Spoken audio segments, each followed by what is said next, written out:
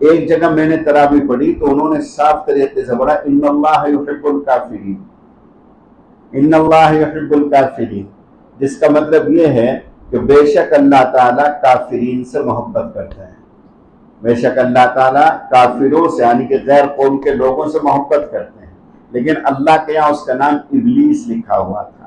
ایک مرتبہ اس نے اللہ کے عرش پر اعوذ باللہ من الشیطان الرجیم لکھا ہوا دیکھا تو پوچھا اللہ میاں سے کہ اللہ یہ شیطان رجیم کون ہے؟ شیطان رجیم کون ہے؟ یعنی کہ شیطان کا معنی تھا جو مردود ہے، اللہ رب العزت کی رحمت سے دور جس کو کر دیا جائے اس کو مردود کہتے ہیں۔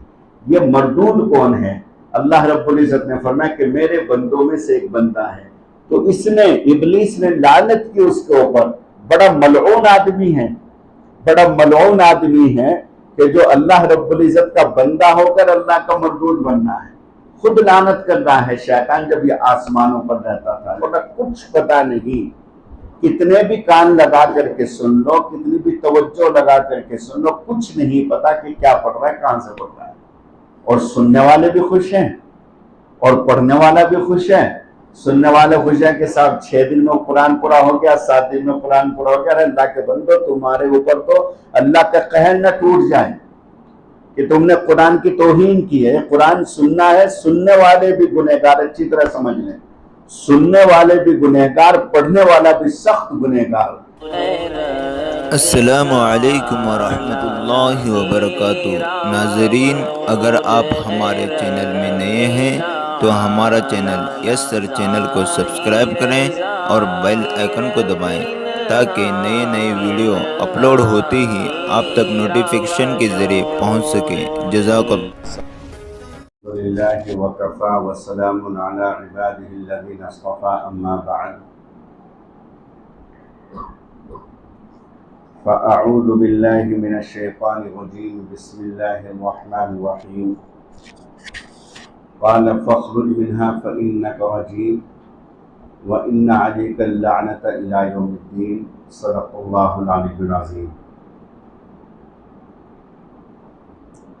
سب سے پہلی بات تو یہ ہے معزز سامعین کہ ماشاءاللہ دونوں حافظ صاحب نے قرآن کریم اچھا پڑھا، سن کر کے دل بہت مسرور ہوا، خوش ہوا۔ ورنہ بعض مساجد میں قرآن کریم ایسا ہوتا ہے کہ سننے والوں کو تو چھوڑو، جو حافظ قرآن ہے ان کو بھی نہیں پتہ چلتا کہ قرآن پڑھا جا رہا ہے یا کچھ اور پڑھا جا رہا ہے۔ مفتی عابد صاحب نے ایک صاحب کا قرآن مجھے سنایا موبائل میں، اور آپ کو حیرانی ہوگی کہ آپ کے گوکاک میں ہی وہ قرآن پڑھا جا رہا ہے، پچھلے سال بھی پڑھا گیا، اس سال بھی پڑھا جا رہا ہے۔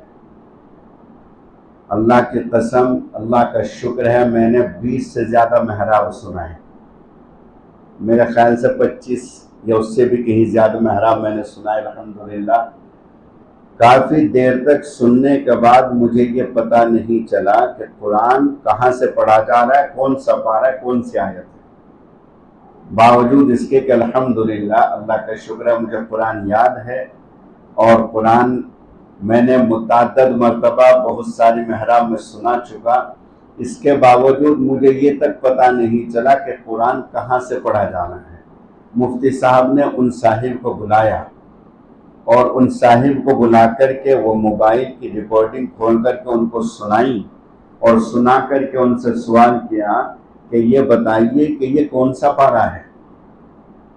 انہی صاحب سے پوچھا جن صاحب نے وہ قرآن پڑھا ہے کہ بتائیے کہ کون سا پارہ ہے، تو وہ کافی سننے کے بعد کچھ نہیں بتا پائے کہ کون سا پارہ ہے، یعنی کہ جو پڑھنے والا اس کو بھی نہیں پتا کہ کون سا پارہ ہے۔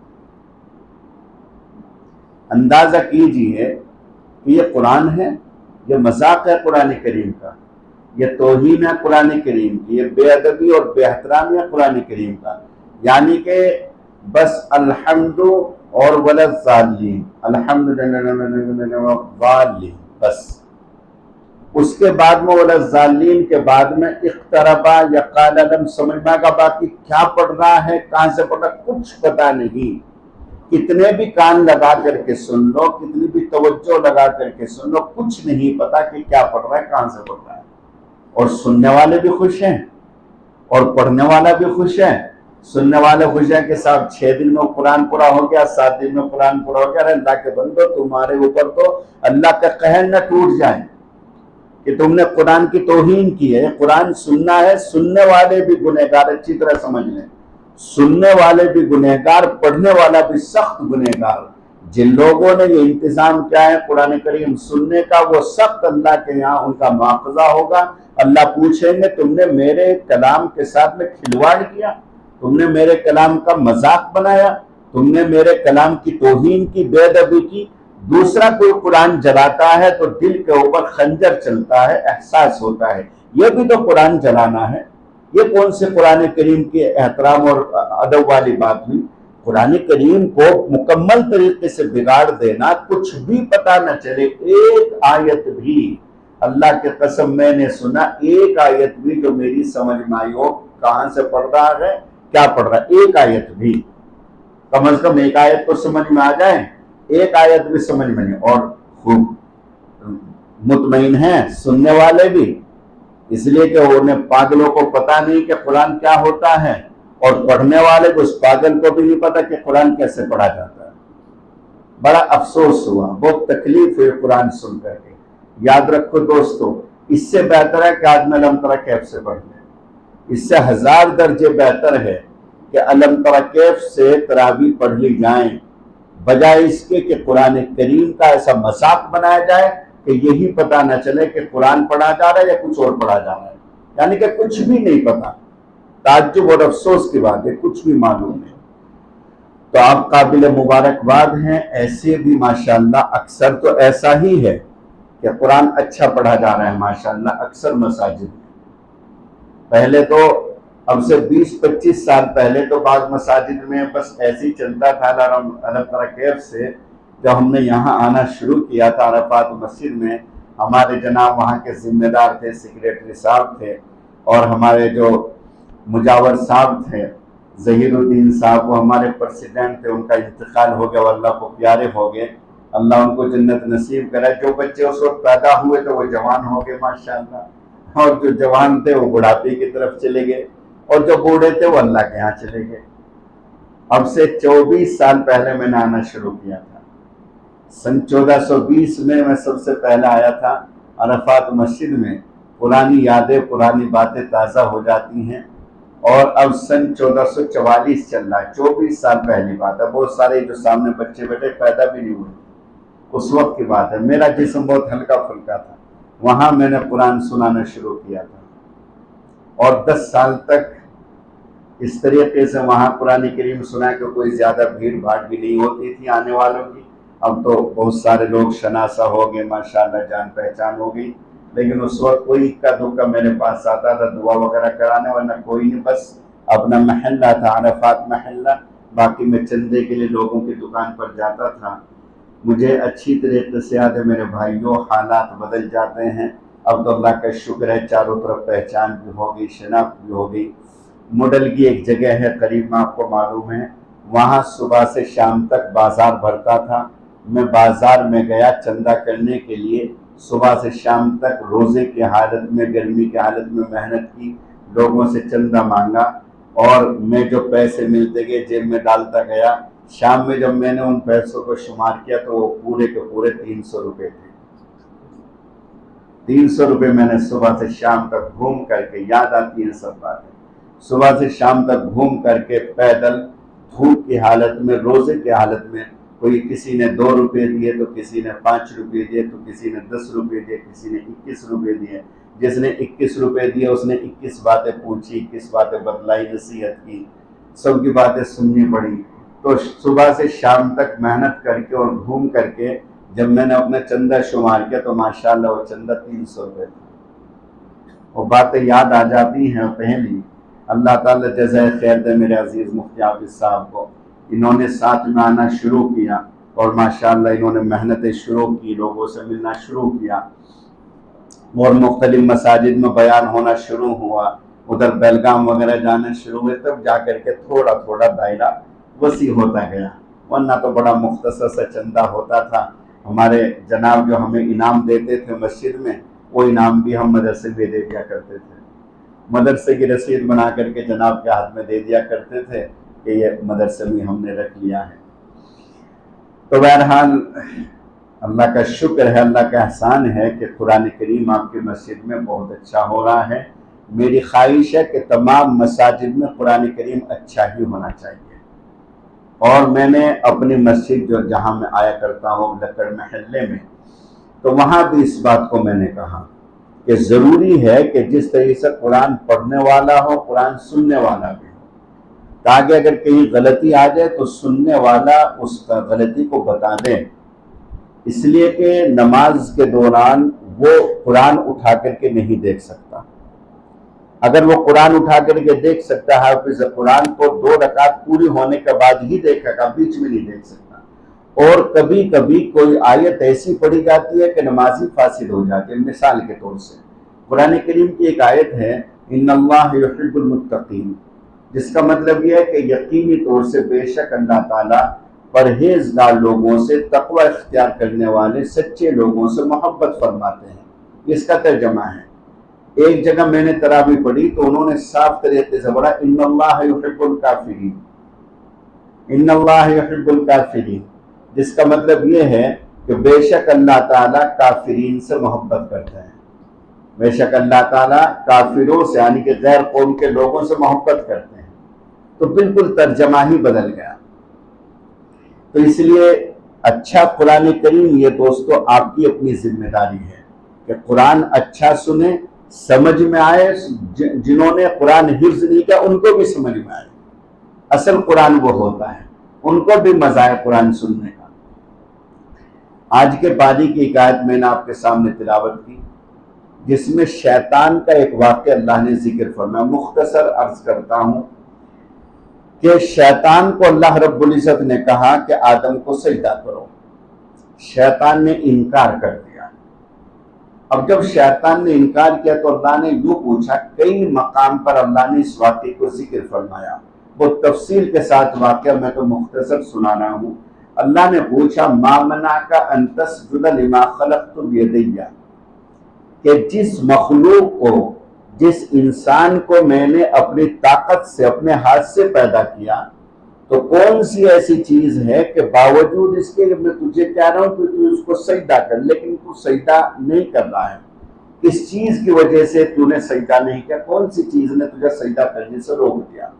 اللہ نے معلوم فرمایا کس سے؟ شیطان سے. تو شیطان نے دلیل دی. شیطان نے کہا انا خیر منہ، انا خیر منہ، میں اس سے بہتر ہوں. بس مجھے یہی جملہ اصل بتانا ہے میرے بھائیوں. آدمی کتنا بھی باکمال ہو جائے، کتنا بھی باصلاحیت ہو جائے، کتنا بھی اللہ اس کو مرتبہ اور مقام عطا فرما دے، کتنے بھی پاور اور طاقت اس کے ہاتھ میں آ جائے، اگر وہ اپنے آپ کو دوسروں سے افضل اور دوسروں کو اپنے سے کمتر سمجھتا ہے تو اسی کا نام کبر ہے، اسی کا نام بڑائی ہے، اسی کا نام تکبر ہے. شیطان کے بارے میں آپ کو حیرانی ہوگی کہ شیطان 40,000 سال تک تو فرشتوں کا سردار رہا. 40,000 سال تک فرشتوں کا سردار رہا. اور تقریباً جیسے بیت اللہ شریف ہے یہاں، اسی کے بالکل اوپر آسمانوں پر بیت معمور ہے. بیت معمور پر تقریباً 70,000 سال تک طواف کرتا رہا بیت معمور کا.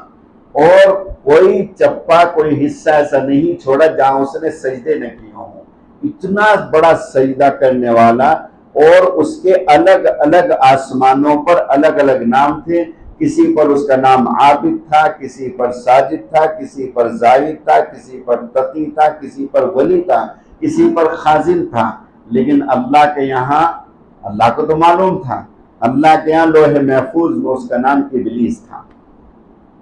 فرشتے اس کو الگ الگ ناموں سے پکارتے تھے. عابد صاحب ہیں، زاہد صاحب ہیں، بڑے متقی ہیں، بڑے اللہ کا ولی ہے، تقی ہے، خازن ہے، سب نام تھے.